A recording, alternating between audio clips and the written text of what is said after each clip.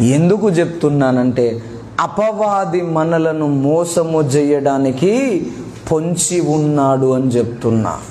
భయపడుతున్నాడు పౌలు. రాత్రింబగలు భక్తి అంటే భయపడాలండి. భక్తి అంటే కత్తి మీది సాముతో సమానం.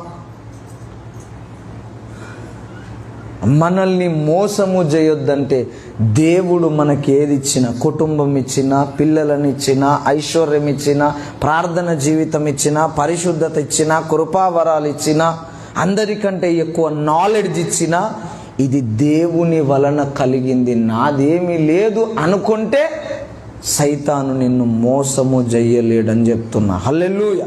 ఇది మొదటి విషయం. రెండవ మాట ఏమంటున్నాడంటే మోసగింపబడకు, నీవు మోసము చెయ్యకు అంటున్నాడు. నువ్వు ఏం విత్తితే అదే వస్తావు అంటున్నాడు. చూడండి, అసలు